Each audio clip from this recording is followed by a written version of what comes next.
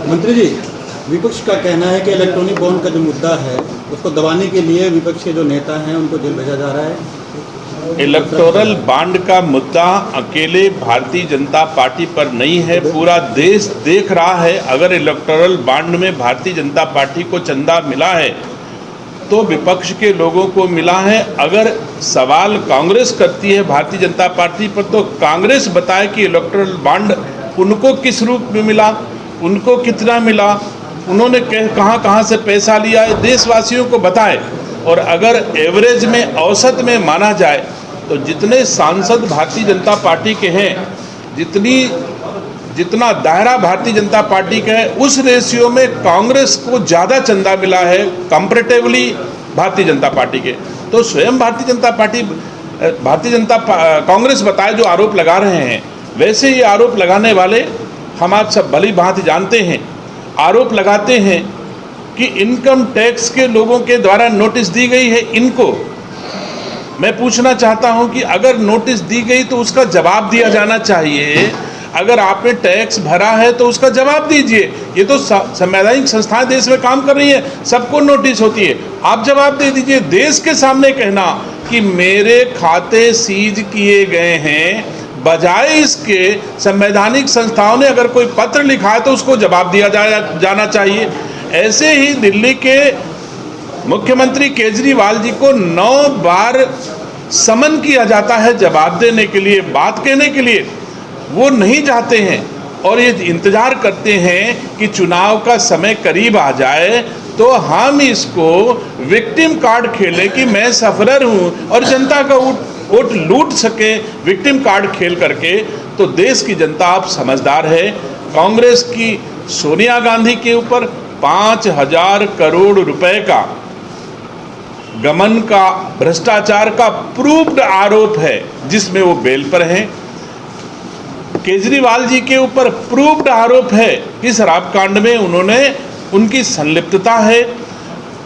झारखंड के मुख्यमंत्री के ऊपर प्रूव्ड है कि वो उनके द्वारा भ्रष्टाचार किया गया है। और ये सारे लोग माननीय न्यायालयों में गए हैं। अगर सरकार संवैधानिक संस्थाओं के द्वारा लगाए गए आरोप गलत होते तो माननीय न्यायालय इनको राहत देता और लगाने वाली संवैधानिक संस्थाओं के खिलाफ कार्रवाई करता। लेकिन देश की किसी भी न्यायालय ने इन लोगों को, जो संवैधानिक संस्थाओं ने आरोप लगाए हैं, उनको सही माना है और इनको राहत नहीं दिया है। इससे ये स्पष्ट है कि संवैधानिक संस्थाएं देश के यशस्वी प्रधानमंत्री मोदी जी के नेतृत्व में सही काम कर रही हैं। जनता की गाढ़ी कमाई के पैसे पर लूट न हो, रोका जा सके, इसके लिए देश की संवैधानिक संस्थाएं काम कर रही हैं। जो आम आदमी पार्टी है अथवा जो भी इंडी गठबंधन के लोग हैं, वैसे तो मैं और हमारे देशवासी इस बात को भली बात समझते हैं कि जो गठबंधन बना था वो गठबंधन आज की तारीख में नहीं रहा।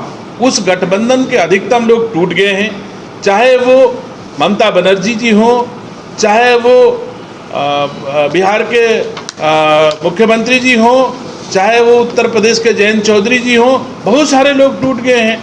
तो अब इंडिया गठबंधन कहाँ रहा? कहते हैं मीटिंग इंडिया गठबंधन की रामलीला मैदान में हुई। मैं पूछना चाहता हूँ कौन से गठबंधन की मीटिंग हुई? सब लोगों ने अपनी अपनी बात कही। लोग इकट्ठा हुए कि अरविंद केजरीवाल भीड़ इकट्ठा करेंगे और ये कहा गया कि अरविंद केजरीवाल जी को न्याय मांगने के लिए रैली की जा रही है। और जब रैली होती है तो कांग्रेस कहती है हमारे खाते सीज कर दिए गए। झारखंड के मुख्यमंत्री कहते हैं मेरे साथ अन्याय हुआ। कोई आदमी केजरीवाल की बात कहने वाला रामलीला मैदान में नहीं था। सब अपने अपने भ्रष्ट आचरण आरोपों के बारे में सफाई दे रहे थे और वैसी सफाई जिसको न न्यायालय ने स्वीकार किया है, न देश की जनता ने स्वीकार किया है। मैं उम्मीद करता हूं देश के यशस्वी प्रधानमंत्री जी के नेतृत्व में संवैधानिक संस्थाएं अच्छे से काम करेंगी। देशवासियों का पैसा भ्रष्टाचार की भेंट चढ़ने नहीं पाएगा। देशवासी देश के यशस्वी प्रधानमंत्री जी के हर काम के साथ खड़े हैं। ये इस बात का सबूत है कि 2014 में हो, चाहे 2017 में हो, चाहे 2022 में हो, और चाहे आने वाले 2024 में है, देशवासी देश के यशस्वी प्रधानमंत्री जी के क्रियाकलापों, कार्यों, आचरण, व्यवहार और सेवा से संतुष्ट है, इसीलिए लगातार उनको चुन रहे हैं। और जो भ्रष्टाचार में आरोप में लिप्त हैं वो लोग लगातार नीचे गिरते जा रहे हैं। दोनों को जनता स्वयं प्रमाण दे रही है। रायबरेली सीट से लेके क्या पहले वो स्थिति है क्या? मैं समझता हूं कि टिकट में कहीं देरी नहीं हो रही है। जो प्रक्रिया हम आप सब देख रहे हैं, जो परंपरा हम आप सब पहले से देखते आए हैं, पिछली बार भी रायबरेली से भारतीय जनता पार्टी ने 3 अप्रैल को टिकट घोषित किया था और लगभग अभी 3 अप्रैल आने वाला है। तो मैं नहीं समझता कि अभी भारतीय जनता पार्टी की तरफ से हम कहीं लेट हैं। भारतीय जनता पार्टी समय से निर्णय लेगी और जो रायबरेली के हक में, जो उत्तर प्रदेश के हक में, जो देश के हक में होगा, भारतीय जनता पार्टी वैसा निर्णय समय से लेगी।